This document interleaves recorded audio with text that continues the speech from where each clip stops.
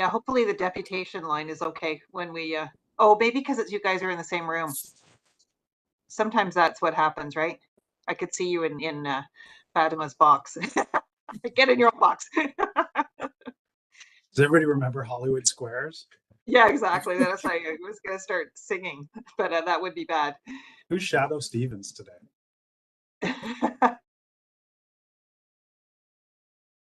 Hello, everybody who's joining us. We're just waiting for a few more members. We'll get started shortly.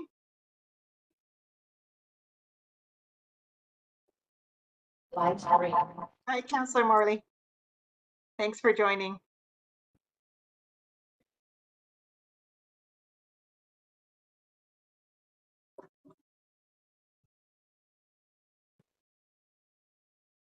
We didn't have any regrets, Linda, so we're hoping everybody's able to join from the committee today. Yes, yes.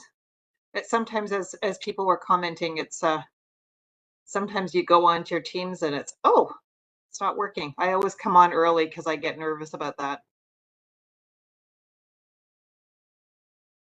Afternoon. Hi, Councillor Morley. Nice to see you. Thanks for joining. Hi, everybody. Thank you for having me. Very excited. And sorry, I had to get my audio all set up, but glad to see everyone. Hope everyone's That's doing okay. well. That's okay. We're just waiting for a few more people because we need, how many do we need for, it's a small group, but You need we one. need You need one more. One more, Linda, for quorum. Okay. Yeah. Yeah. Farid's coming in, so you technically will have quorum once he's here. Okay. I wonder if anybody could check in on Maureen and Jim just to make sure they're okay with their login. Oh, there's Maureen. I just like to have our tenant voices at this one. So Maureen's coming. Yeah, sorry, Hi, I had Maureen. trouble getting in, so thank you. Thanks, Fatima, for the link. Oh, no problem. We were saying, many of us were commenting the same thing. And Maureen, I never like starting without one of our tenant reps. So thank you. And Farid is on as well. Folks. Hi, Farid. Thanks for joining us. Hi, Farid. Yeah, welcome. I had some trouble with my connection as well. I had to switch computers, so Okay, it's one of those days. that's why my video is off. Well, I think we have quorum now, so we're going to get started because we have a full agenda. And I just wanted to officially say good afternoon and welcome everyone to the virtual meeting of the Quality and Tenant Engagement Committee of the Toronto Seniors Community Housing, which we are streaming live on YouTube. In addition to the participating board directors and leadership teams, I am very pleased to invite anyone who is joining us on the virtual audience. I wish that I knew who was there because it would be helpful to actually interact a little bit more. But I am hoping that we have tenants and others that are interested in our business to join us for this committee that I think is actually the most important committee of our because it's actually focused on tenants and quality. At this point, I'd like to begin the meeting by acknowledging that February, and we're just started, is Black History Month, in which we're celebrating through activities, stories, and weekly communications to staff and awareness posters in all of our buildings for tenants. And I think that there's a training that's being offered for board members and staff as well. That's this month. I remember seeing that, I believe, which is wonderful. And I hope that many people will take the opportunity to attend. I also want to acknowledge upcoming February is a month that we celebrate also the Lunar New Year. And I wish everyone a year that is healthy and prosperous. For today's meeting, as I mentioned, we have a full agenda. We have a review of the proposed 2024 work plan for the committee.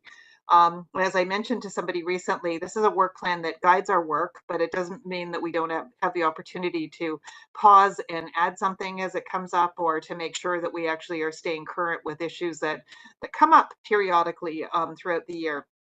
After that, we have an overview of our operational dashboard, presenting key performance metrics for Toronto Seniors Community Housing. And Brad will be here to answer any questions.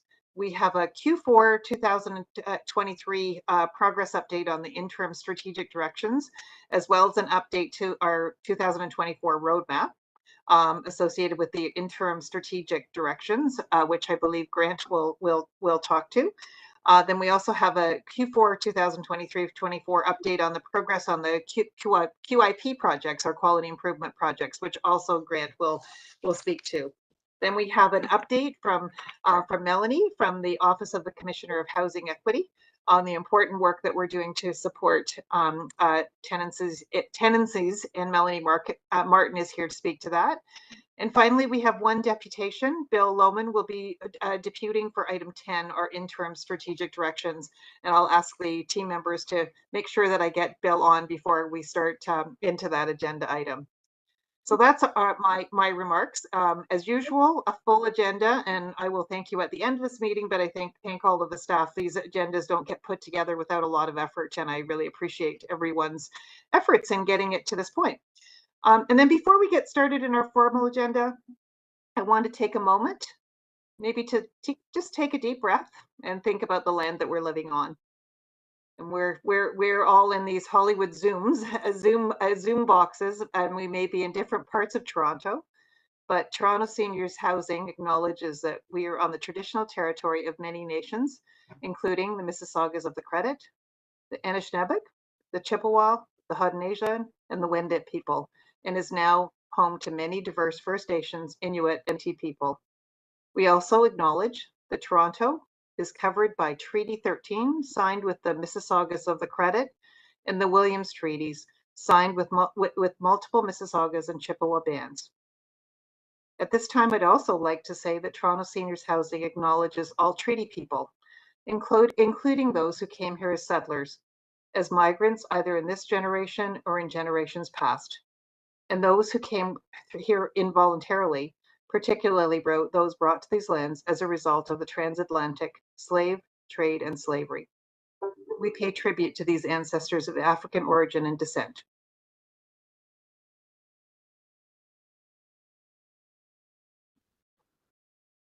Maybe just take a moment to reflect yourself on where you're situated and the commitments that you're going to make this month to honor these. These shouldn't just be words, and I try really hard to think about how I'm going to incorporate this into each day that I have in every month. All right, so we'll move forward to the approval of the public meeting agenda. Everybody, hopefully everyone got their packages and had some time to look at it. Can I get an approval of the meeting agenda? Thank you, Councillor Morley. Seconder, Maureen, thank you. All in favor? Terrific. And we'll look at the, it's hard to believe that our last meeting was November 22nd. And we're now sitting in February. If people had a chance to take a look at the minutes of November 22nd. And yes, thank you, Grant. Oh, Linda, I just wanted to ask if you could do the Oh, sorry, yeah, and I jumped. Yes, thank you. Number 4. Thank you. Thank See, you. that was a test. You passed. I didn't actually. Before we get to the, thank you very much, actually. Before we get to the approval of the minutes, it is actually very important that we take a moment to see if anyone has any conflicts of interest. I don't have any conflicts of interest. Does anybody else have any conflicts of interest with this board agenda? All right, hearing none, then we will go on to the approval of the minutes of November 22nd. And please feel free to make any comments. Maureen. I just have one question. Under item 9 in the operational dashboard, it says here, during the discussion, the board members raised questions regarding community safety advisors and their engagement with tenants and praised the vacancy and arrears rates. I'm just wondering if I haven't seen any follow-up in the materials today around the questions regarding the community safety advisors and their engagement with tenants. Is that in there anywhere, Brad? Thanks for catching that, Maureen. And Brad? Yeah, through the chair. So it'll be part of the ISD update that Grant's going to bring forth, is that one of the items was for us to work with Toronto Community Housing in order to develop a schedule for the community safety advisors to engage with, I believe it's 1/3 of the communities in order to do audits of the properties. And those audits are tenant meetings, and tenants are heavily participating in that. With regards to the other things to do with community safety, we have met with Toronto Community Housing and presented them with a list of items that were recommended out of the quality improvement project, and we're just working with them on some of the results for those. Thanks, Fred.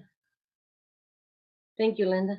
Yeah, great. And keep asking those questions because that's important.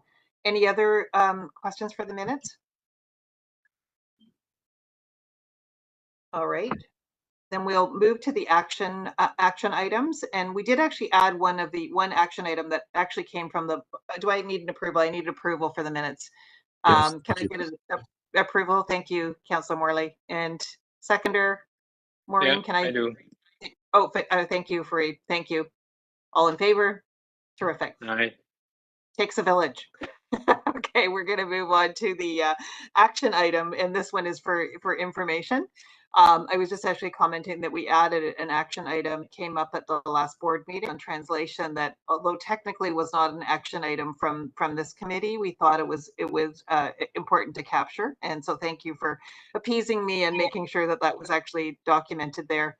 It is in progress. But any other comments about the action items? I hope you didn't mind about that, Fareed.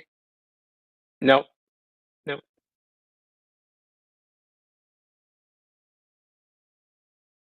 All right, so hearing no comments, that one was for information, so I don't need an approval. But we will move right into the QTech 2024 work plan. So maybe we'll put that one up so that people can see it.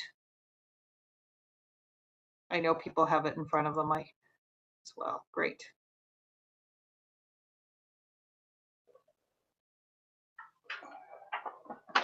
Do you want to just make some highlights around the work plan? Yes, thank you, Linda. So through the chair. So as we did last year for this committee and the other three committees, we prepared a view for the year of the proposed topics for each of the meetings, looking at our experience in past meetings and the topics that are potentially planned for different points in the year. The work plan in front of you proposed for Quality and Tenant Engagement Committee looks across our 6 meetings over the course of the year, and you'll see there's some cadence in terms of the topics that come at different meetings. So for today's meeting, you can see this reflects the agenda that's before you today generally. For our next meeting, you'll see there are a few items that are going to be there that aren't on this meeting. So for example, there'll be an engagement and partnership update, a communications update, the addressing language gaps that we just spoke of, and a tenant-facing policies update. The operational performance dashboard you'll see is on each meeting. So this will regularly come back. And then we've layered in, for example, particular projects. So things like the tenant experience survey results for our May meeting, the annual status update on the quality improvement projects for our July meeting, an update on the Community Activities Fund and Community Connect Plus for the May meeting, and also updates on the status for the interim strategic directions as well on a quarterly basis. And you'll also see later in the year the use of space policy, a future update from Melanie later in the year as well.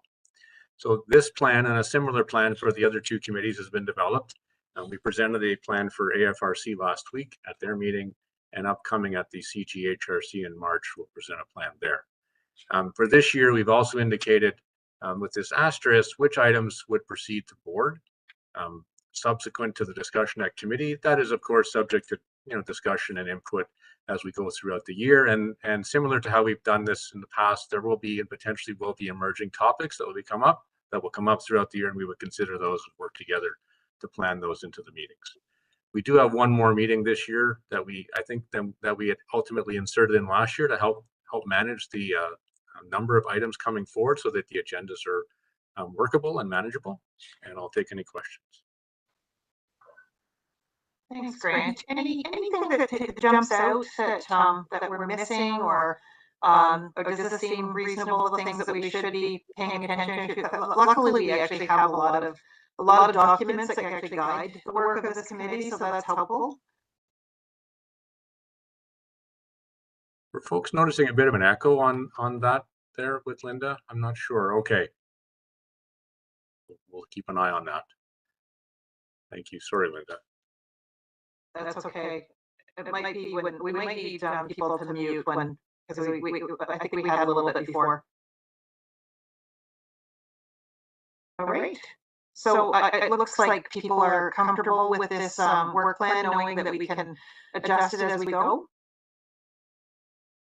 All right. There's quite a bit of echo, Linda. Sorry. Okay. Not sure what's Yeah. going on. Yeah, I'm not sure. I haven't done anything, but Maybe just try to mute and unmute, Linda. The good old reset always. It's a good try or a good thing to try. all right. Well, I'll stay muted as much as possible. Okay, we'll move on to the next item, which is the operational dashboard, and I think that one is over to Brad, and I'll mute. Thanks, Linda. Can we put it up on the screen, please?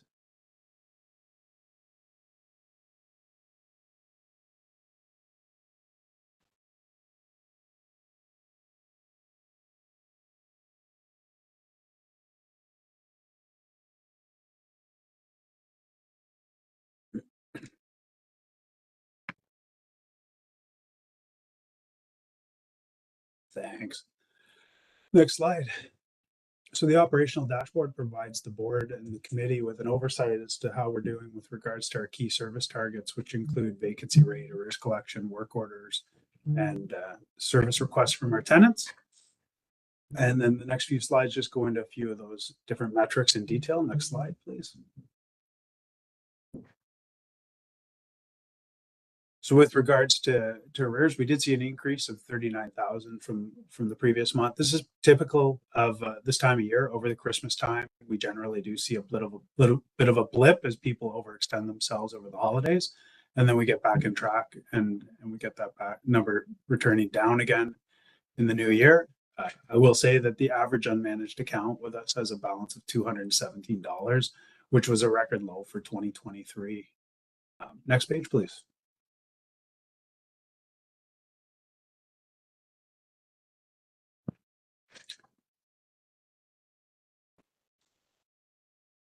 So the vacancy rate saw an increase for the month of December. Again, this is a seasonal trend that we see every year, where the vacancy rate increases. It's increasingly hard to, one, get vendors who have staff to turn over units in time, as well as to get people who want to move over the holidays.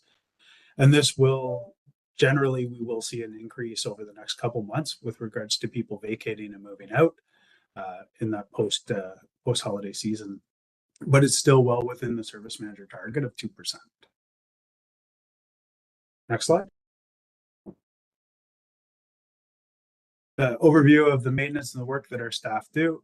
Again, during December, we tend to do only urgent work orders and urgent work within people's units. We try not to disturb them over the holidays, so our number of work orders had a substantial decline. But you can see that the numbers are generally to do with pest as well as plumbing repairs. Councillor Morley. Thanks, Brad. Just a quick one on the previous slide. I'm curious, when we have tenants moving out of their units, do we track where they're going? Like whether it's in with family, long-term care, aging place? I'm just wondering because of the unique nature of our client group, the folks who we serve here for the seniors housing. I'm curious about that movement and whether or not we track it. Yeah, great question through the chair. We do track it. It is voluntary, and it's generally voluntary upon the tenant or the tenant's family to let us know. Right. Most of our tenants do move to long-term care facilities. We do have those numbers, and we've provided them to the committee previously, and I can take it upon to provide it to you, and you can take a look at the data. Yeah, Sure. thank you. Just curious. Thanks, Brad. Yeah, I think it would be great to resend that to everyone. That's a really good question, and I remember us actually having that conversation. So maybe we could actually just update that regularly, because it does give us a bit of sense of what's happening. Maureen? Oh, I think you're on mute, Maureen. Sorry, there. A quick one I've asked before. I realize probably most of the people moving out do go to long-term care homes, but I think it would be worthwhile, as morbid as it is, to keep track of how many people actually die in their units. because with the ISM and the provision of better health services directly to tenants, we want to see if there's any shift. So just throwing that back out there again, I think it's worth tracking. That through the chair, that is one of the categories that'll be in the email that'll come out to the. Thank you. That's, yeah, really good point. And a nuance that, people might go into hospital and not return home, but that's kind of categorized of aging at home, right? So that's great if you provide that to us. Really good question. Go ahead, Brett. On to the next slide, please. Do with pest control. Gives an overview of the pest control that we've been able to do in our buildings. I will say that during the month of January, we did add one more member to our pest control team, and we're in the offer process with a fourth member, and these were reallocated headcount that will put one pest control technician in each one of the regions to duplicate the results that we've seen with some of the interim measures that we've been able to put in place, like the full building cleanouts and the audits. Next slide. Oh, sorry, Brad. Oh. Got one more. Yeah. I was looking at the statistics for that full building that you did, and it was absolutely amazing the percentage of tenants who did have some type of infestation but did not come forward to report it. I'm just wondering if you developed any kind of a plan to work around that moving forward. Yeah, through the chair. One of the things that was involved in that project was we redid all the communications pieces that we have with regards to pest control, reiterating to residents that it's not an issue that they face alone. It's an issue that every urban center faces, trying to reduce some of the stigmatism about coming forward. And we've redeveloped not only the notices that we give tenants, but some of the posters that we put up in the buildings and items like that. One of the things that proved really useful was that we had one of our technicians on site for a week before we launched that program, where residents could come to them in a private place. They used a vacant apartment that hadn't yet been re-rented, and residents could come and privately speak to the person and be reassured that the stigmatism of the Toronto Seniors Housing, would work with them to resolve that. The other thing that we've seen a lot of success with is with regards to the number of units that we've been collaborating with Toronto Public Health to prepare for pest control treatment and alleviating that from our residents that don't have anybody else to support them to get their unit ready and get an effective pest treatment in place. Councillor Morley. Thank you. Thanks, Linda. I just wanted to pick up on that as well from Maureen. With regard to, Brad, you mentioned one more member for the pest control team. Does that mean that we're doing all of the pest control in-house? Is that an in-house service, or do we still contract out the service for pest control in some instances? Can you just help me understand what our process is there? Yeah, through the chair. So we do still contract out all of our pest control treatments. The techs that we have in-house, they are more to assist residents through a bed bug treatment is typically a 6-week cycle if everything goes really well for you. They're there to help provide you support. They also do a lot of quality compliance with regards to the pest treatments because they are licensed technicians. They're allowed to remain in the units with the proper PPE when the units are being treated. So we can audit the work that the vendors are doing in the units. Wonderful. They do full building audits whereby they will go through our common areas. They'll check all the garbage rooms. They'll check all the recreation rooms, all the kitchens and the common areas to make sure that we are getting the treatments that we're paying for. Perfect. That's more their role, as well as working with staff on some of those harder to solve infestations. Got it. And on that point, just really quickly, do we have a policy or best practice around treating neighboring units if there's sort of an area where there's repetitive concern? What's the policy around that? Do we do all of the neighboring units if it's bed bugs, for example, understanding that they travel often or easily? Yeah, through the chair, you're really up to date on it. Yes, so through our integrated pest management plan, we do block treatments, which is what you're referring to, whereby we treat all the units and inspect all the units surrounding a block. There are Environment Canada guidelines that prevent us from applying pesticides if we don't find live activity of bugs. But we do inspect all those units, and if we find another unit that has live activity, it expands the block even further. Perfect. It's one of the things that the techs audit, and we're currently hiring a clerical support person for the environmental health unit to ensure that the blocks are done in an appropriate manner. Fantastic. One last question, I promise, on this one.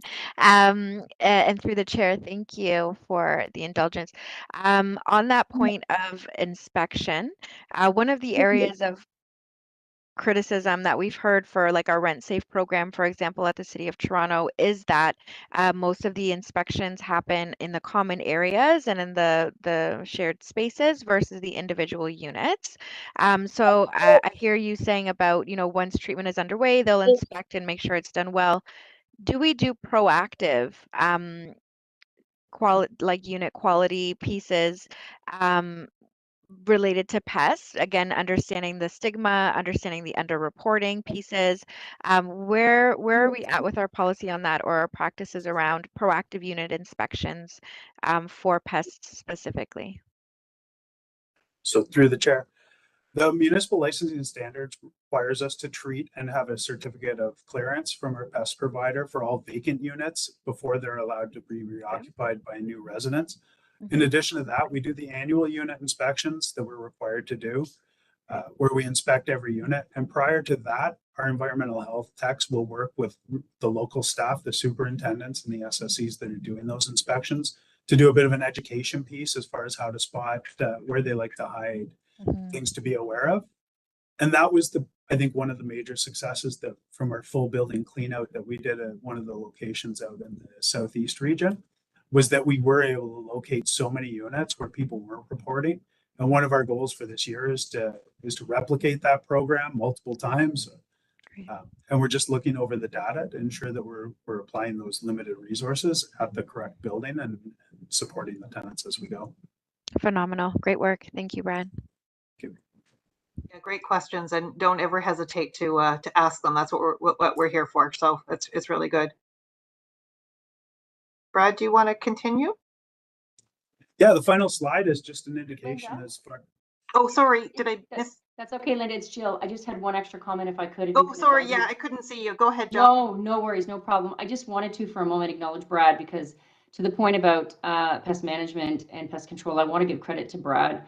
The in-house technicians that we've recently implemented in the last year or so, to your point, Councillor Morley, has made a huge difference in terms of creating a person-to-person contact in buildings locally, where it makes such a difference. And as he talked about the stigma, it creates an environment where there are people locally on the ground in the buildings that are connecting with tenants and with staff about those individual instances where they don't have to, be talking to a bunch of people about things. And I would say all credits to Brad for initiating that work because it's made a huge difference.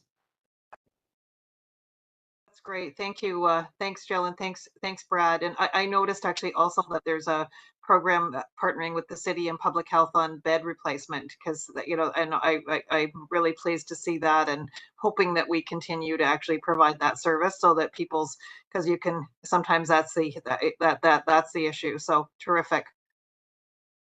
Thank you very much. The last slide has to do with administration requests, and it just indicates the number of tenants that are coming to the SSCs and to the superintendents with regards to administrative requests. We're turning over 81% of those requests in December within 5 business days. And most of them are with regards to tenants requiring support with documentations and completing documents, as well as working with Service Canada to obtain their notice of assessments and things to maintain their RGI eligibility. Great. And Maureen, go ahead. Yeah, just a quick one. The tenants requesting referrals. That number is surprisingly low, considering this is a new role and a new avenue for people. What do you think? Should it be higher? And if it should be, why isn't it? Yeah, through the chair. I think one of the things is that Toronto Seniors Housing Corporation made a lot of changes very quickly since 2022. One of the big things that we did when we went out for our tenant town halls, where we went out to all the buildings with all the management staff and the local teams to introduce them to tenants, was we briefly went over the roles of the SSC to make sure that everybody at the meetings was aware of what the senior services coordinators were there to do, how they were there to assist them and help them. And I think it'll continue to grow as long as we make awareness of it and the tenants become more comfortable speaking to the SSCs about what can be some very private items. Okay, thanks, Brad. That's great. Good catch though on that, Maureen, too, in terms of referrals and maybe some education we could do, that we're here for you. I was pleased to seeing the tenants requesting documentation support, and I think it actually speaks to some of the stuff that good stuff that's happening in Melanie's report. So Yeah. terrific. Any other comments or questions about this presentation? Did we miss anything, Brad, that you wanted to say? No, I think we're good. Great. I like the layout and the questions are good. And it's good that we're seeing progress. So that was an item for information. So we don't need an approval of that, but so we go from operations to strategy. And we're going to move on to the the interim strategic directions, progress report. And I think that's over to Grant. Is it Grant or Yeah, Arlene? Okay. it is me. Thank you, Linda. So through the chair. So before you, item number 9 is the interim strategic directions Q4 2023 progress update. Similar to how we brought forward quarterly updates since we originally had the interim strategic directions approved back in April, this is the final update for 2023, summarizing the results in the last quarter and a little bit of the overarching results for the year. So included in the package are the 2 views that we've used in the previous updates as well. So one of them is the dashboard view, and I'll quickly highlight a couple of things on that. This is an overarching dashboard, just to remind, where we aligned key performance indicators into the overall strategic objectives and enablers that are part of the interim strategic directions.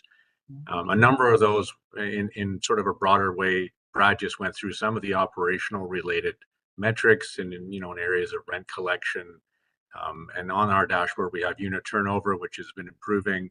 Pest management is on there as well, which Brad just went into in quite a bit of detail. So there's quite a bit of positive results and consistent performance on a number of those areas. Also on the dashboard we have metrics around tenant engagement.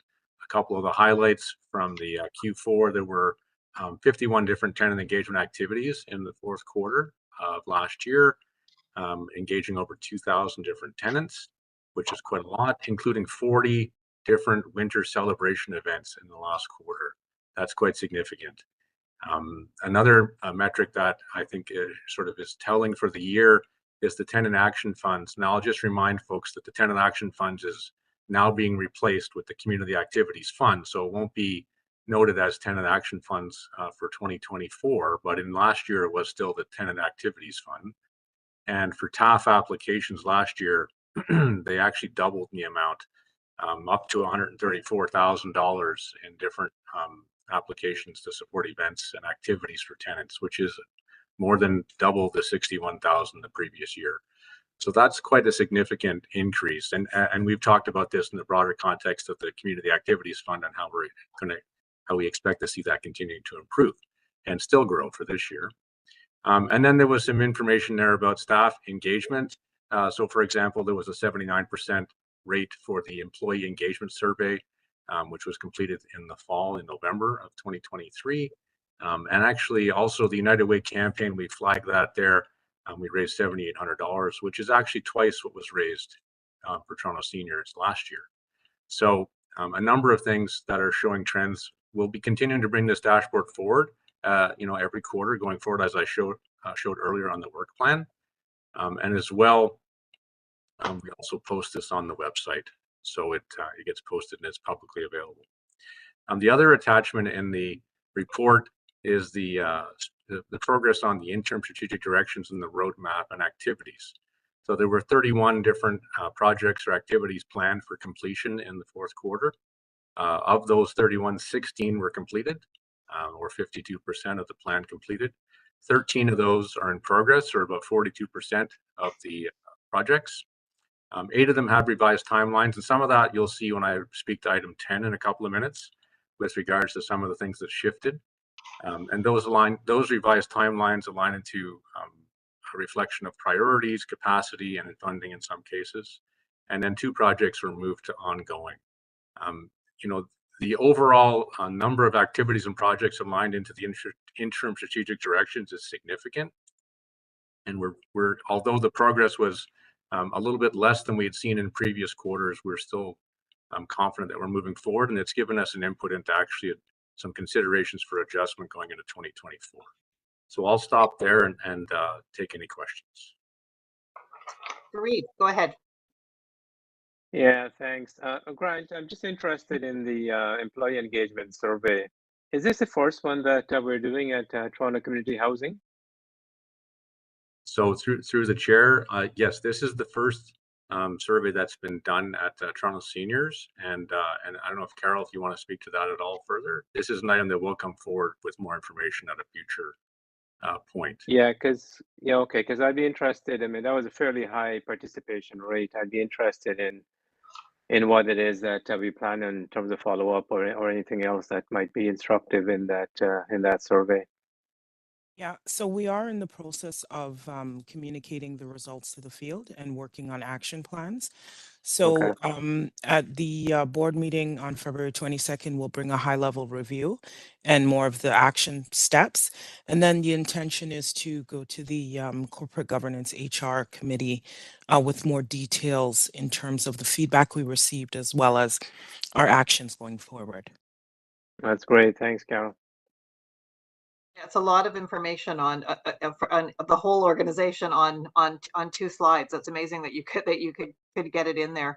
I had a question too, Grant, around it's wonderful to see that there was 40 events that were winter celebrations. Do we capture anything, how many are turned down, or were any turned down during that period, or we're meeting the needs? So through the chair, I'll refer that question over to Arlene. I know 83 applications were approved, but I'm not sure how many were refused. Through the chair, thanks, Grant. I think overall throughout the year, we may have only turned down about 4 applications. I can double check and follow up with you, Linda, if you'd like.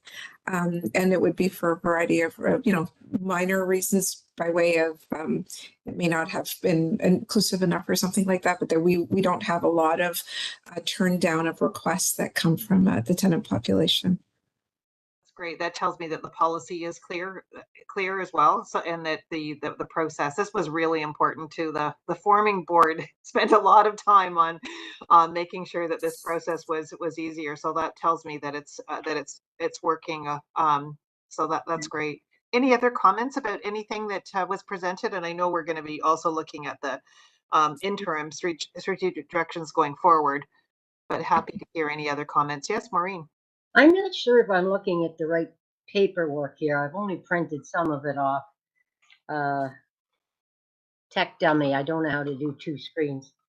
But what I'm looking at it would be page 6 of the presentation in the supporting documents, page 38 of the package, under organizational excellence. And the highlights is subject to future discussion with TCHC no, sorry, I apologize, that's the wrong one. Here it is, page 5. Draft TSHC accountability framework with city service manager developed and in progress to complete, revised timing to Q1. Will the board be made aware of that draft before it comes forward? Will QTech be made aware of the draft? Are there going to be changes to the accountability framework? What's going to be added? What's taken out? So through the chair, I can respond to that. Thanks, so this accountability framework is not the ISM, not the integrated service model accountability framework. It's a different accountability framework. So this is with the service manager.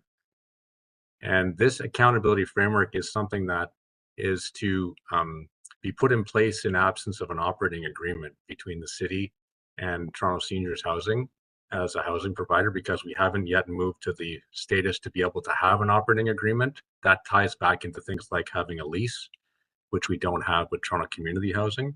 But this accountability framework is in draft right now with the city.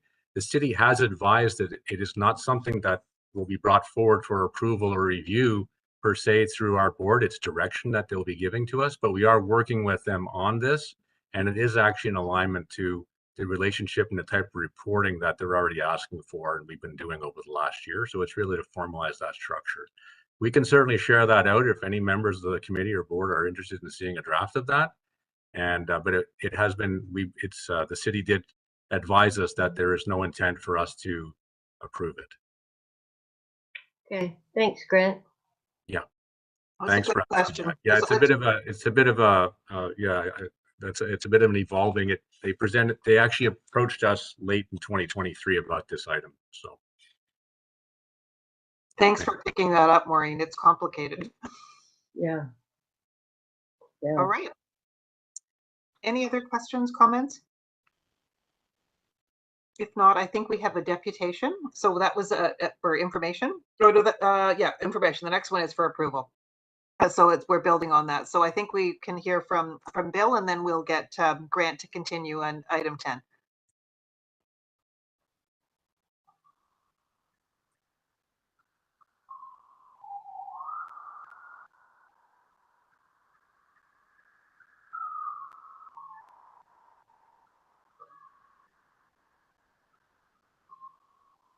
We have Bill Loman on the line.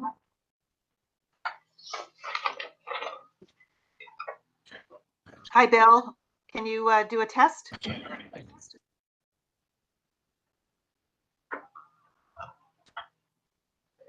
Bill, are you? Yes. Hello?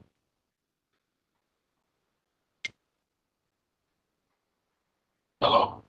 Hi, Bill, can you? Hi, Bill. Go ahead. Everyone hear Bill? We think there might be a little bit of an echo, but why don't you start? Bill? Yes, I can hear you. Okay, just wondering if we're connected. I don't think so. I mean, you and I are connected, but somehow I'm not connected to the meeting. We can hear you all. Bill, I'm gonna have to see if I can you just give me one moment? Or go ahead. We can hear you, Bill.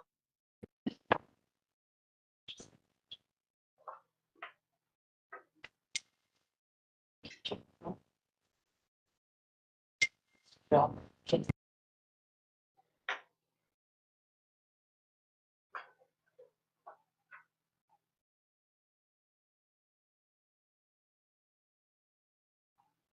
Technology is great until it's not. I think they're just going to try again. Thanks, everybody, for your patience. One moment, please. Bill.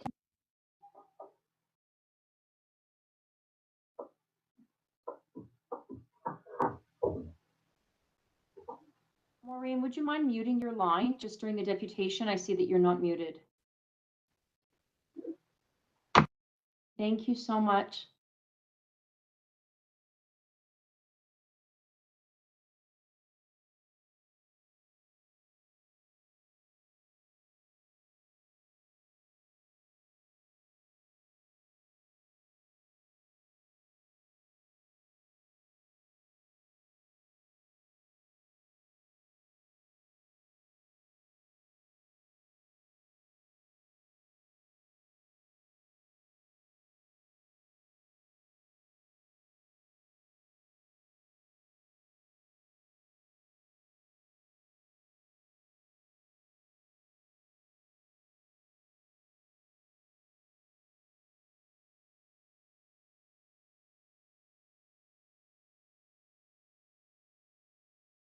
Fatima, are we able to get the deputant line working?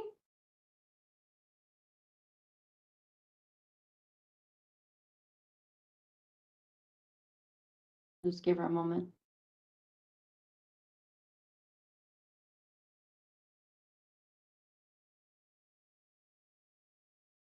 Hello? Hello? We can hear you. Hi, Bill. Can you hear me? Thank you. Yes, I can. Barely, but I can. Perfect. Good afternoon, Madam Chair, Ms. Bada, and members of the committee.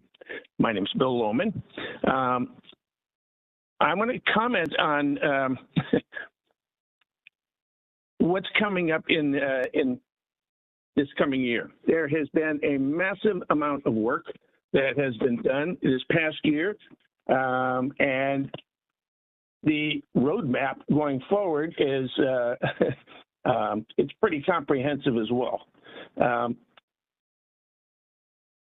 And and what I see, I'm impressed with much of it. There are little things, as there's always those little things that slip by or that we don't see. And I just want to touch on a couple of those quickly. When we talk about promoting safety and security in our buildings, there's a lot of new tenants that are moving in. And some of them have new friends or relatives who are supporting or helping. Wondering what kind of process is in place for an ongoing vetting and collecting of these outside fobs, to ensure that there's a proper control of non-tenant access, because it does increase anxiety of seniors when they're sitting around seeing people come and go that they don't know and don't understand why they might be there. Then another item that I think is worth bringing up is, and I mentioned this to Director Cragen, is that the time frame on Toronto Housing's projects in community spaces, they take an awful long time. And kind of wondering if there isn't some way that that in dealing with housing, they could expedite some of these, the time frame on some of these projects. They're often a lengthy time frame, and then when that time comes around, they're extended. Like, we're having a laundry room changeover, and it's going to take 14 months. So that's 14 months that tenants don't have a space that they used to. It's an empty space, and oftentimes there's no workers there. So it would be helpful, if we can expedite those kinds of things so that these projects are completed a little more quickly. Then when we get to the tenant engagement, there is a huge changeover taking place. And I think, and I've been talking with Arlene about this, and there's a lot of good things that are planned. But I see that what's needed is education, communication, and clarity around what is taking place. We've had a lot of folks who've been sitting around for 4.5, 5 years now with waiting for their new engagement model. And back in October, when we learned that there was a new model coming forth that was going to have tenant circles, and there was going to be a new one time per year to plan your activities for the year, that it would be helpful to alert tenants and maybe have a meeting to give them some ideas about what is coming. That really didn't happen. And so I'm curious to know how that process is working. Next year, hopefully things will be smoother. But again, it's that communication that is really, really important. Even for things like, as this new model is coming in and as we're developing a new approach towards tenant engagement, how is that interacting with the integrated service models accountability framework? It's something that's been, it was raised a number of years ago, that you have engagement and you have an integrated service model. And now is the critical point of where we need to stitch these together so that there is a complete and robust approach. And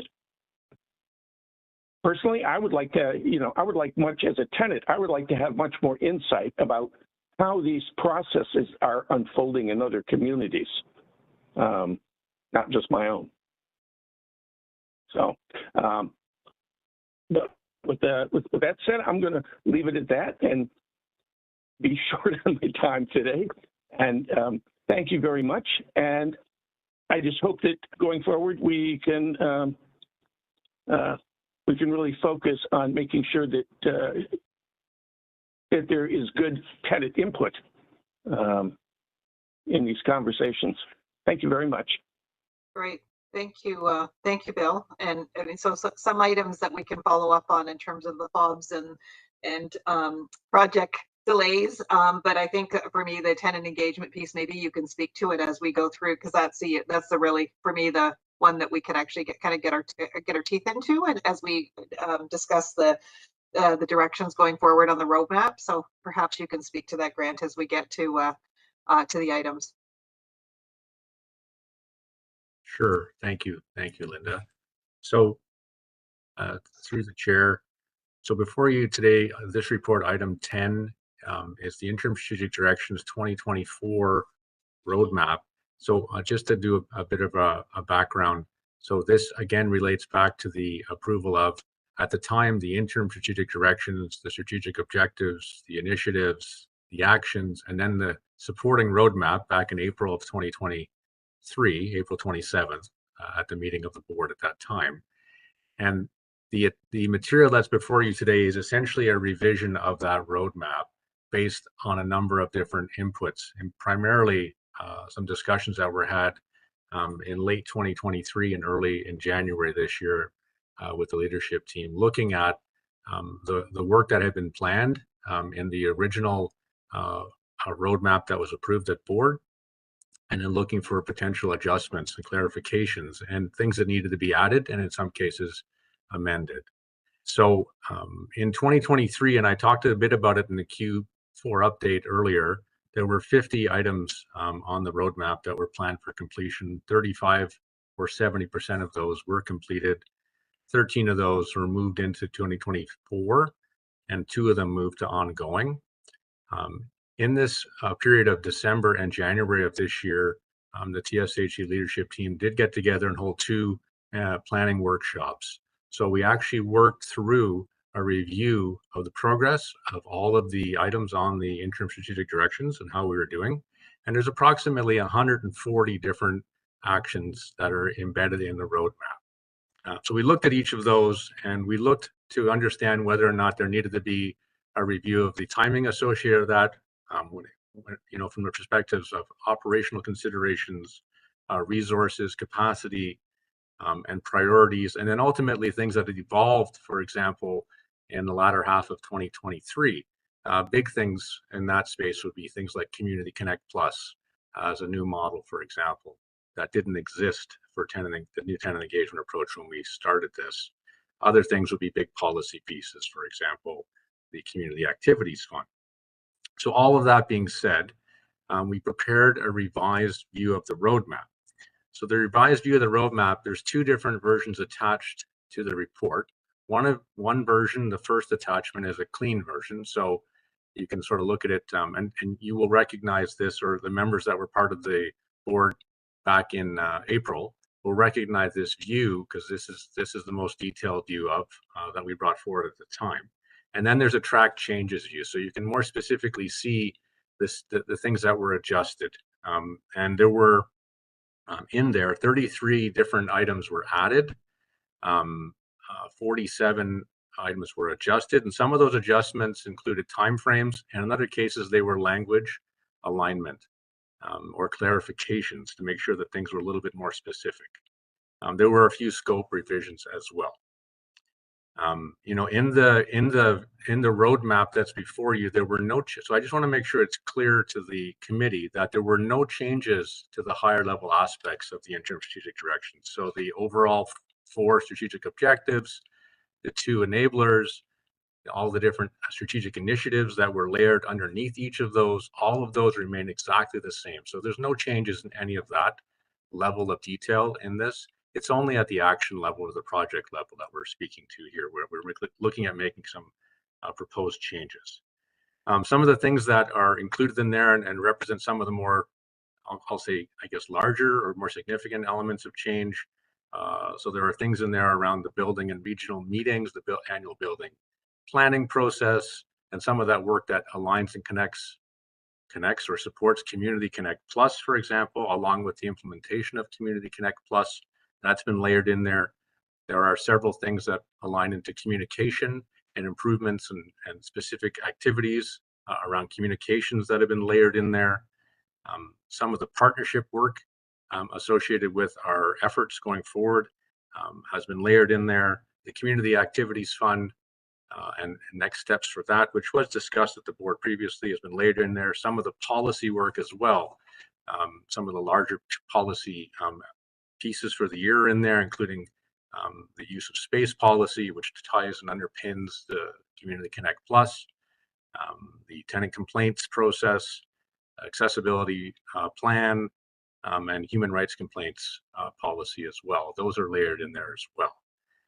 All in all, the intent with this is to bring forward a view for 2024 that takes into consideration our experience in 2023 since we set the plan at the beginning of, in April, after going through our abbreviated but still somewhat comprehensive planning process.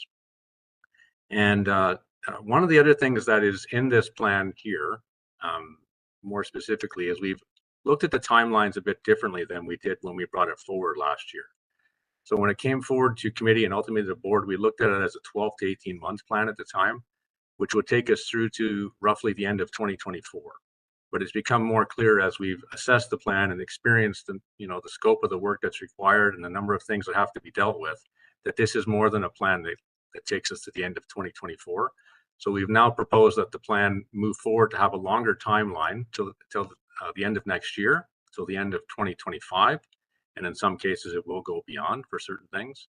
And as well, we'd also like to have the committee consider recommending removing the word interim and have these called the strategic directions for Toronto Seniors Housing Corporation, because it is now, and we believe reflects a slightly longer term consideration than maybe was originally envisioned when this was developed. The intent in the longer term is still to do a future strategic planning process, as was originally discussed when we were looking at this back in late 2022. And so we would look at that to take effect, subject to funding to do that work in the second half of next year, going into 2025, 2026. With regards to the specific activities around tenant engagement, I don't know if Arlene, if you'd like to comment on anything in there specifically to sort of address. I've addressed it a bit of a high level. I mean, the fundamental objectives, initiatives that are layered in are still there. Tenant voices, it's still the same foundational overarching structure for this. It's just now we've got more specifics around some of the actual actions and planning timelines associated with that.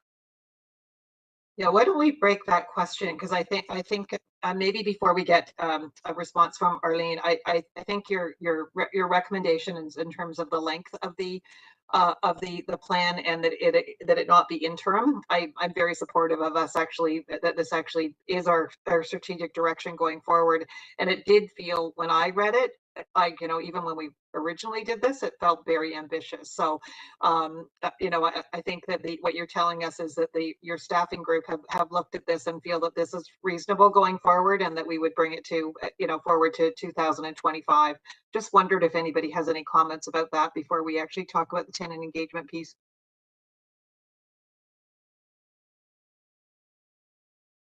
Oh, Maureen, you're still on mute. I'm okay with removing the word interim. We're already using it. It is our plan. But and also on top of that, you do have a proposed review date. So if there are changes to be made, we can do it at that time. Yeah, I'm okay with removing the word. Yeah, thanks, Maureen, and lengthening it. I'm glad that the group did that you reviewed it, and that there isn't material changes as well. All right, Arlene, did you want to comment about the tenant piece that Grant just mentioned? Thanks. Thank you, Linda. And through the chair, just addressing Bill's concern about, making sure that there are tenant voices and all the work that we do moving forward around the new Community Connect Plus approach. And you'll see that the plan was amended to ensure that we have a table, an implementation table that involves tenants. I know that in the immediate future, in the next 2 weeks, that implementation table will strike, and all the work that was put forward in the plan in December to the board will be looked at and rationalized around the pieces that Bill identified. So he talked about education, he talked about communications, and he talked about clarity. And so working with the tenants, that'll be part of that implementation table. We're going to seek to really tease out how we're going to be able to do that work through our partners. We're going to be relying heavily on partnerships to help us deliver a fair bit of that work. So I think on the tenant engagement space, there's going to obviously need to be, addressing the changes that are coming as a result of Community Connect Plus. But we would recall that when I talked about it at board, it was also recognizing that we have to the change is going to be incremental and over time.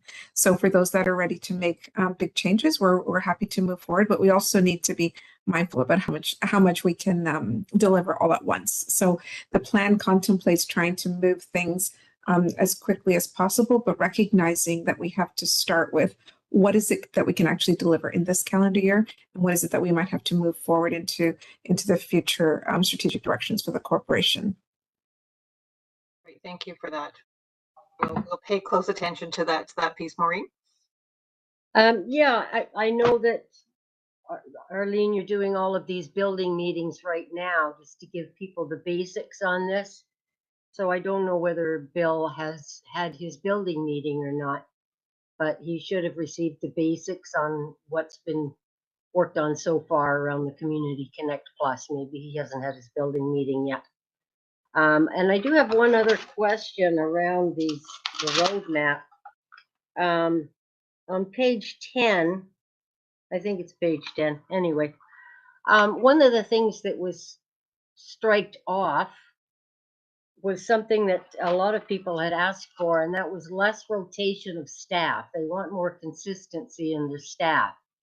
So that was on the original roadmap. And that, of course, goes to building the trust that we're trying to build. Why was that taken off? That's my question. So through the chair, thanks, Maureen, for that particular question. We did have a discussion at the leadership team table about this particular item.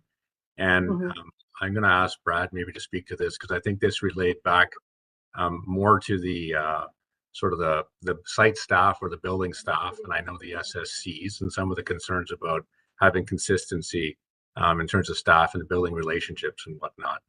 I think part of the reason it was removed is there are provisions, and we have to work within the collective agreement and how we work with our union partners on that. So there are some elements associated with that are within the sort of the confines of how that operates. I'll maybe ask Brad if he can speak to that in terms of how he's addressing that within the operations teams. Yeah, through the chair, and just to follow up on what Grant had said, there are provisions within both collective agreements that allow the staff for movement. So when we have retirements and vacancies for other reasons, the staff have rights under their collective agreement to participate in a process to move to a location that's either closer to home or more ideal for their family situation, work-life balance, whatever have you. And we're unable to really do anything about that, to be honest with you, Maureen. When it comes to the supervisory or the management staff, we have a little more say as far as the movement of staff throughout and the reassignment throughout the 4 regions. The original direction did allow for that. It said according to their collective agreements. But the newer version just took the whole line right out. Yeah, Maureen, it's interesting. I was thinking maybe you could have that line still there, but that and acknowledge that within the conditions of the collective agreement, we will endeavor something like that, because it sounds like, yeah, actually even Bill's point in terms of turnover at the tenant level, it's like we want to have try to encourage that. Maybe there's a way of actually showing that we still actually support the principle, but we would actually be doing it within the collective agreement. So through the chair, so Linda, we can take this feedback back and look to make an alignment in the updated view before we go to board for that. I think that's reasonable. And I have an idea how we could make that work without significantly amending the document before you, but would actually take that into consideration. That's great. Thank you for always taking our feedback so graciously. Yeah, thanks. Any other comments? And this would go, this slightly amended would actually go with our approval to the board for final approval, because it's our directions going forward, right? Yes, so through the chair, so yes, the intent is that we'd ask for the committee today to consider approving this and recommending that this be brought forward to the board for consideration for approval for 2024. And then once it's at board and if approved, it then becomes really our guidepost for measurement and our reporting and our performance alignment as well for the organization for 2024. Okay, great. All right, are we good to approve that? You will see it again one more time at the board. Terrific. Lots of work. If you could ask for yes, so I will do that. Move it could I have a motion to approve? Maureen, seconded by Councillor Morley. All in favor? And welcome, Brenda. Thank you. We moved it. Thank you. Okay. Thank you. Sorry, I apologize. My calendar had it down for a 4 o'clock meeting, so I'm here. It's okay. Thanks. Nice to have you here. And we're moving into the quality improvement projects, a progress report on that as well. And I think, Grant, you're on that too. There's no rest for you. Yes, you've got me one more time. So thank you. So through the chair. So item 11 before you is the quality improvement project Q4 progress update. So as the committee will recall, and our intent is to bring forward quarterly updates on the quality improvement projects. Back on August 3rd of 2023, the final report on the work that was done earlier in 2023 on the 3 quality improvement projects was brought to board in the summary form. And just for a refresh, the 3 quality improvement projects, the first one was on safety and security, the second one was on pest management, and the third one was on staff and tenant relations. And you'll start to see, and you've probably already noticed, like we've had a pretty good conversation today on a number of these fronts, and it relates back to some of the work that came out of and some of the actions that came out of these 3 quality improvement projects. There were 100 actions that were originally developed in the quality improvement projects. Those were all aligned into the interim strategic directions, with originally 47 of them being time bound or having an end date reference, and 53 of them being ongoing. So a number of them were actually things that were planned to be done ongoing. They weren't things that were going to be done through a specific time-bound activity. All of that was captured when the material was brought forward to board. What we've been reporting on are the time specific items in the quarterly updates. And our intent is to do a full comprehensive update on all items, including the ongoing items, when we do a 1-year summary update for the middle of this year. And that was on the work plan that I went through earlier in the meeting, for example. And the intent is to bring that forward also at that time for the Senior Tenant Advisory Committee to see and to be a part of, and for the actual quality improvement project participants across the 3 projects at the time to also have an opportunity to see, because we made a commitment we'd return. So what's before you is the Q4 update. It's a subset of activities that were scheduled to be completed. There were actually 10 actions or items that were scheduled for completion in Q4. 1 of them was actually completed ahead of schedule. 6 were completed as scheduled for a total of 7, or 70% of them completed, and 3 of them were revised in the timelines. And when we look at revising the timelines in the quality improvement projects, it also links into the revision and the roadmap we just talked about in the last item with the interim strategic direction. So we're keeping that alignment in place. And really the interim strategic directions is the guiding place where the timelines are set. In terms of some of the highlights that are in the report, we've noted a couple of them in the staff report, and we've actually talked about a few of them already on this call today in other items that were brought forward earlier. The pest management building cleanout project, which is one of the highlights of the pest management, and the fact that that particular project and the building clean out that took place, as Brad noted, really helped us to identify not only the value of doing the whole building, but also the sort of the situation where tenants aren't necessarily self-identifying what's going on, where the vast majority of units that were identified to have pests were never actually brought forward previously. So this was a learning, and as Brad mentioned earlier, this is something we're going to build off of. And we're also now reporting on a number of pest-free units. That's something we didn't do before, and it's part of our overall dashboard that we went over earlier in this meeting as well. So there's some of the things that are coming through with the pest management. On the safety and security front, a couple of key things, although there's still an awful lot to be done in this space. So I don't want to suggest it's complete or anything. But we did have a second community safety advisor assigned into the seniors housing, Toronto Seniors Housing portfolio. So prior to really the fall of last year, we only had one community safety advisor, and this is a resource provided by Toronto Community Housing through our agreement with them. We only had one community safety unit, community safety advisor for all 83 buildings. We were able to work with them and get that shifted, and now we have two. So we have one person working on the east and one person working on the west side of the city now. This actually makes quite a bit of difference in terms of opportunities to address and work on issues. Significantly more time can be allocated now. And how that's manifesting, for example, is another thing that was listed there, and it was mentioned earlier, the number of security audits. So the community safety unit does security audits, which are really a comprehensive look at the security of a building. A standard process that they've had in place for a number of years. Traditionally in the past, they've done 10 to 12 audits a year, and we've got a commitment this year for them to do 22 audits, or the equivalent this year that were done in the last 2 years. So that's now up to 26% of our buildings are getting closer to the 33% target that we've set. So that's significant. And then on the staff and tenant relations front, a number of things are noted in there about how we're trying to and working on improving some of the communications.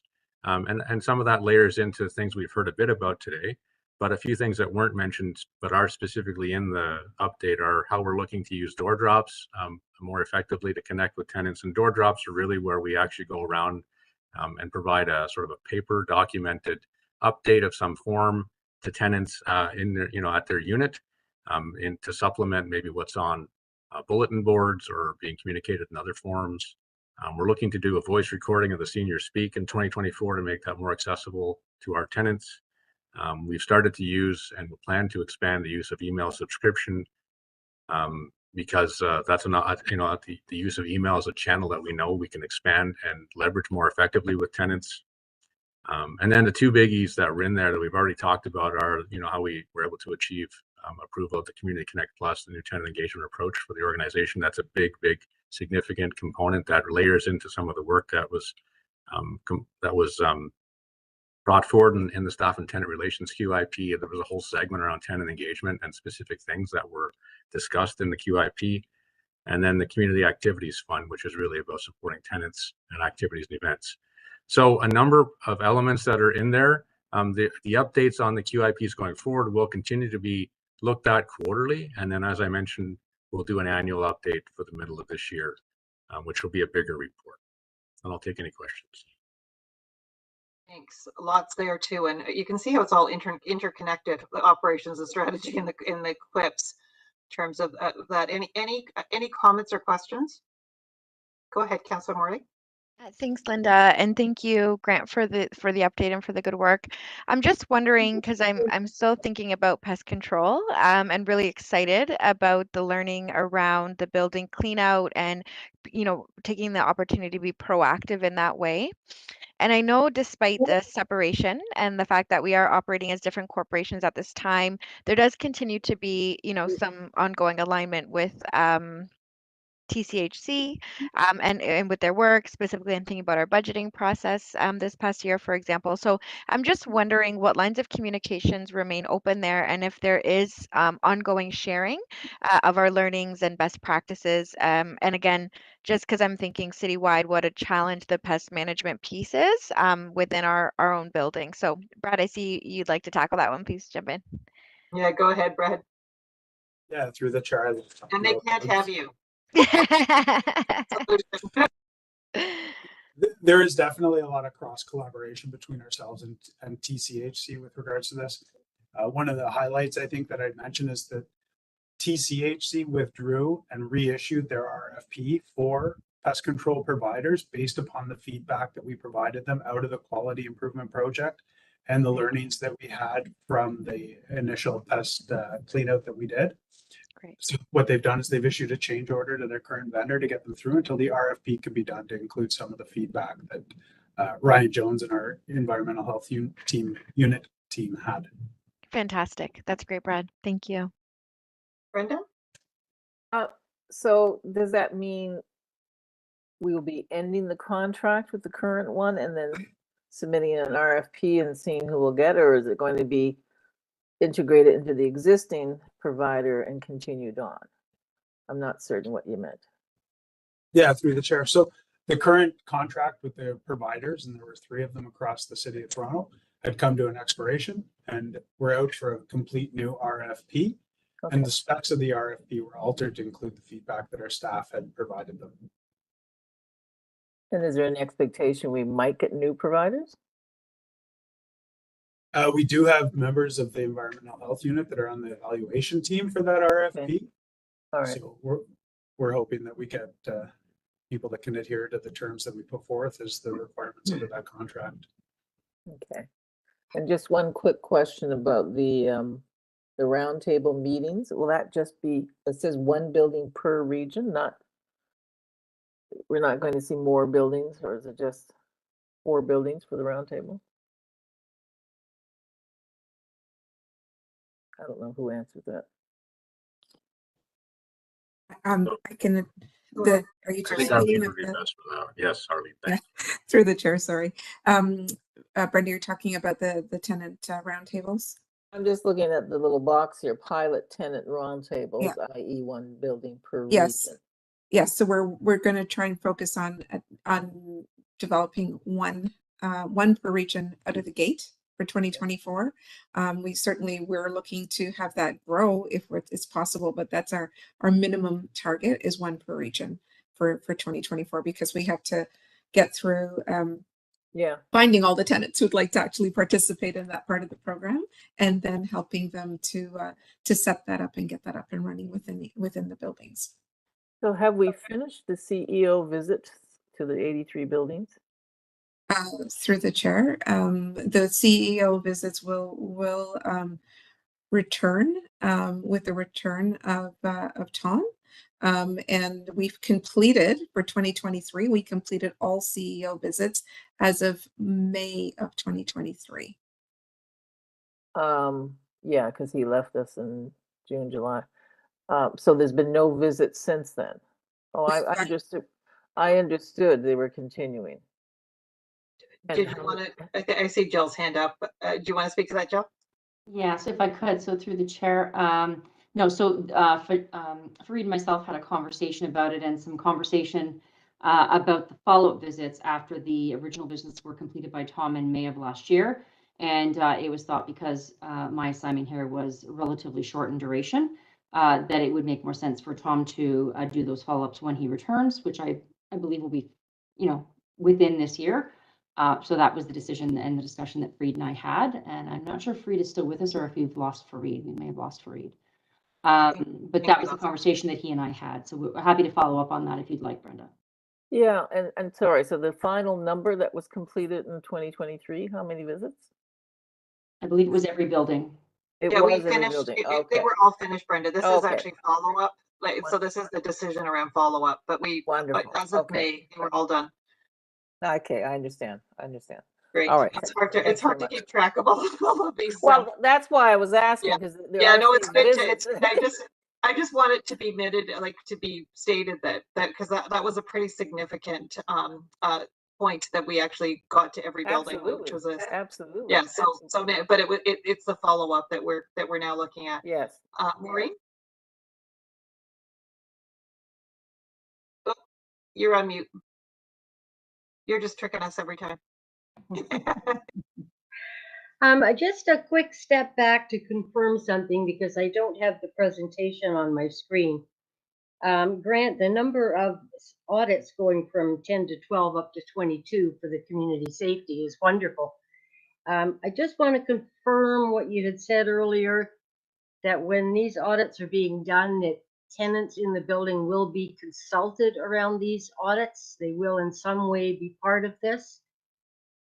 Because I think that's a lost opportunity if they're not. So I just want to confirm that that's what you'd said earlier.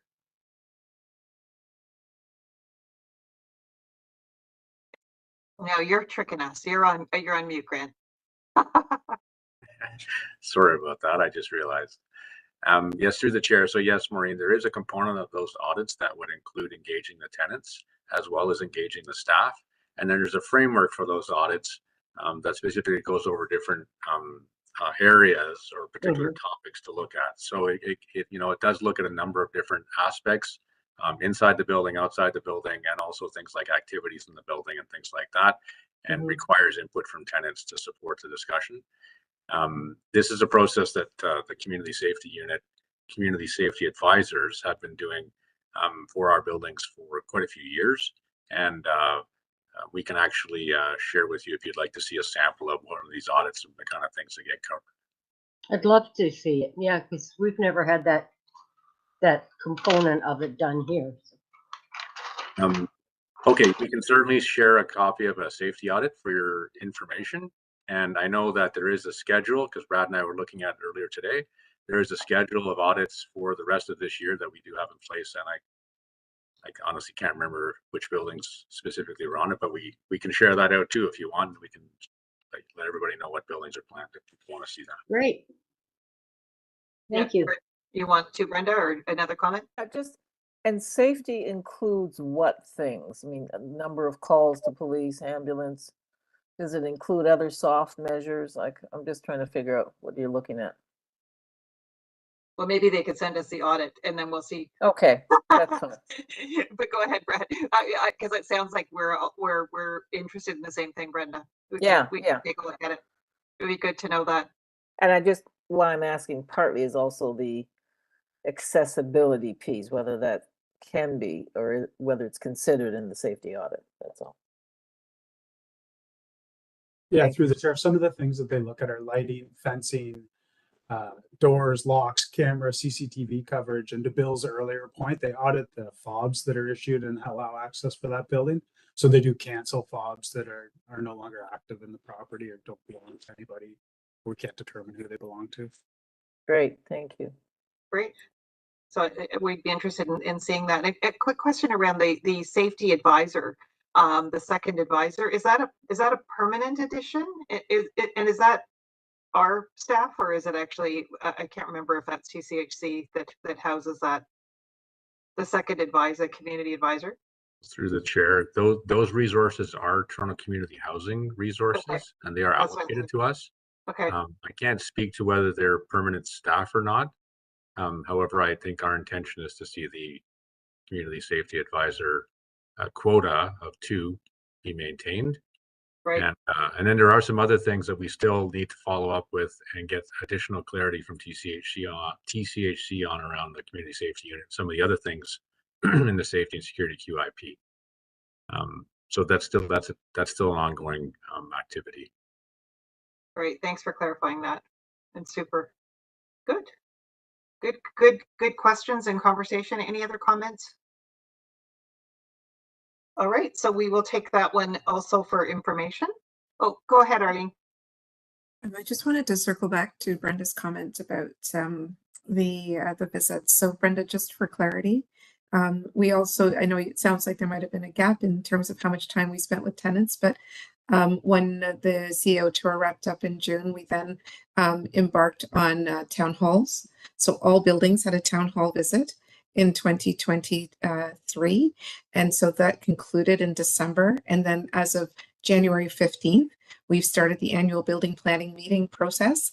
And by the middle of the month, we should have 40 building planning meetings completed. So we're doing a lot of interactions with tenants. I just wanted to alleviate your concern that we're in front of tenants on a fairly regular basis. No, I understand. Thank you. And I didn't mean to imply that it's just because I know there's so many meetings.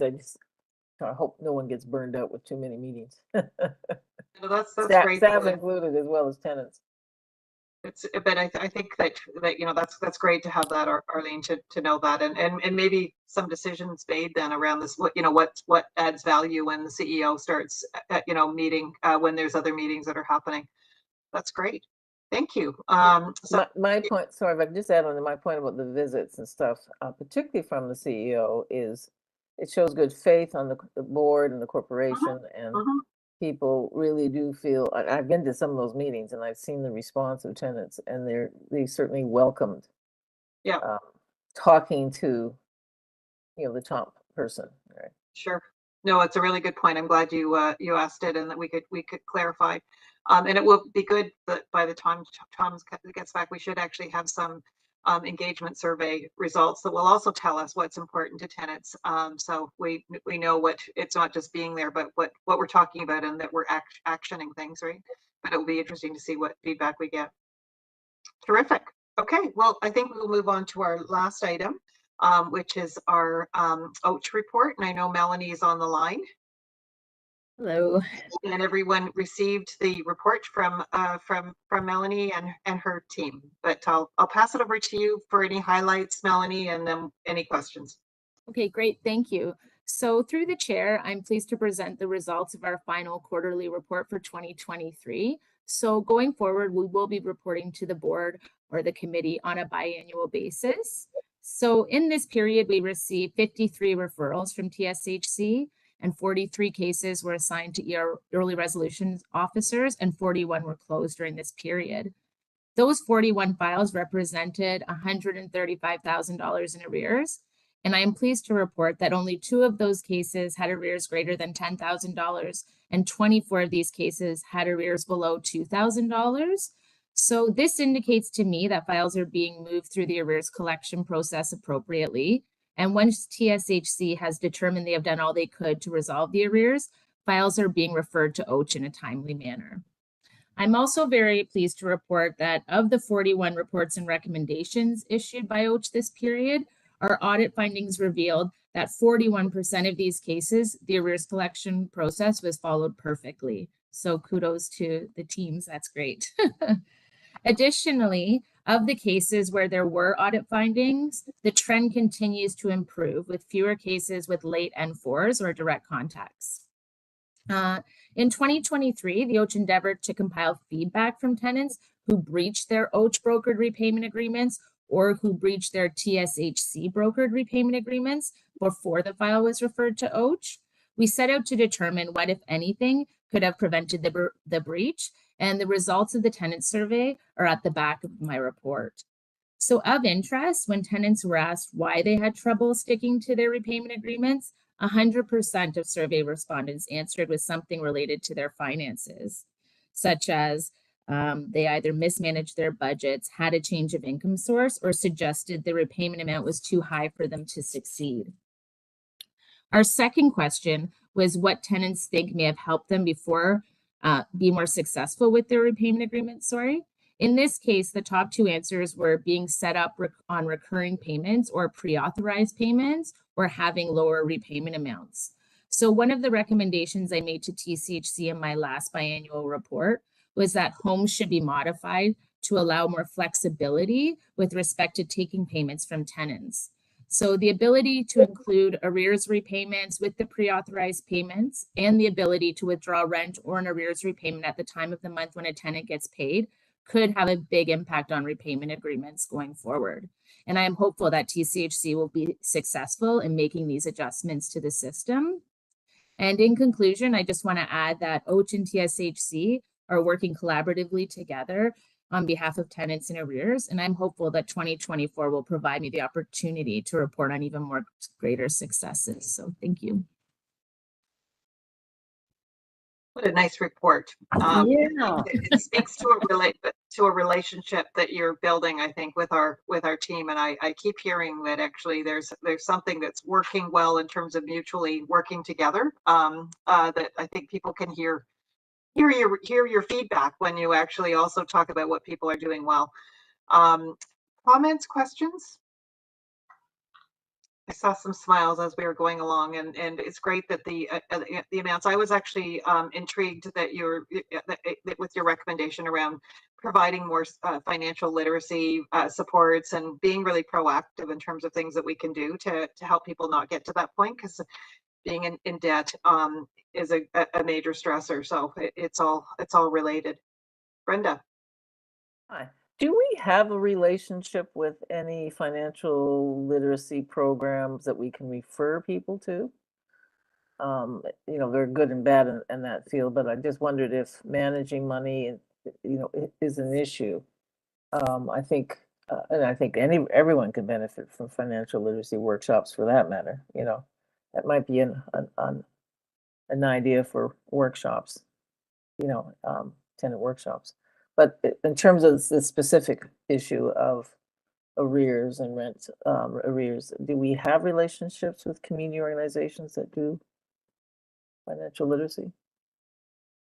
So I can answer. So thank you. So through the chair, right now we will refer tenants to Credit Canada. So when they come to our office, we do actually sit down and complete a budgeting exercise. And the budgeting exercise is done in an effort, one, so tenants can understand where they're spending their money and on their own finances, but it's also done in an effort to see whether they could be eligible for additional funding, or to see if there's an area where they could save money. For example, some tenants may say, I'm spending a lot of money going to appointments for medical appointments or transportation. So we might connect them to the hospital for free transportation or Wheel-Trans. So when we're going through that exercise, that's what we're looking for, is areas where we can increase their income by creating savings. But partner agencies that OACH works with is Credit Canada is the main one that we would refer people to and allow them to work with the tenants.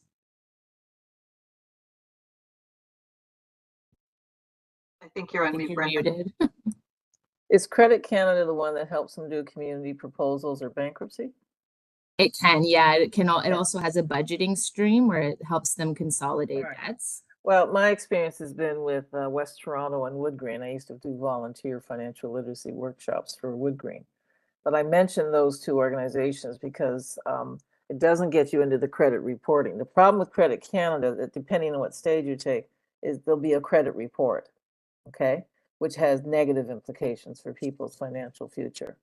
So both Wood Green and West Toronto have large financial, I don't even know what they call it, but it's financial literacy and financial support. People will sit down with them, right?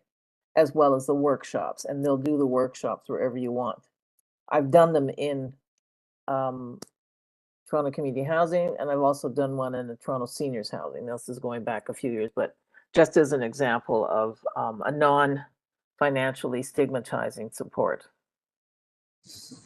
Thank you. So through the chair, I would thank you for bringing that forward, because we actually have a partnership with Wood Green right now at OACH where they're supporting us with supporting tenants getting their notices of assessment. So I'll inquire about this and see whether we can integrate that into the services or use that as another resource. And particularly Wood Green, which is one of the largest providers of subsidized housing in Toronto. Yep. Other than the big ones, right? And they have lots of experience with this. But I just caution you with referring them to any of the Credit Canada things and the other one, I forget its name, because it will have a negative implication on the credit report, and that means you're screwed. Right? So in addition to whatever rent arrears you may have, you know, if you got a report, you're screwed. Because if you're down really going to a credit, if you're down as going to a credit counseling agent, that knocks points off your credit score. Yes, thank you. And I think I'll talk to my team about it, because I know I think they reserve those for like the very extreme cases where there's people that are in such deep debt that they have no way out. So, but I'll clarify that with them. Thank you, Melanie. And thank you, Brenda, for the good suggestions. Any other comments or questions? Things are working well from Jill, from your end with OACH and the support they're providing. That's great. We're very grateful for the partnership, the OACH team. Terrific. Thanks, Melanie, and please let your team know that we appreciate all the work that they're doing. So I think that's the end of our formal agenda. We just have one more item, which is to actually adjourn our meeting. If there is, are there any other comments or questions? Anything to add to today's agenda? All right, then I think I'm going to look for an adjournment. Can I ask someone to move? Thank you, Councillor Morley, seconded by Maureen. All in favor?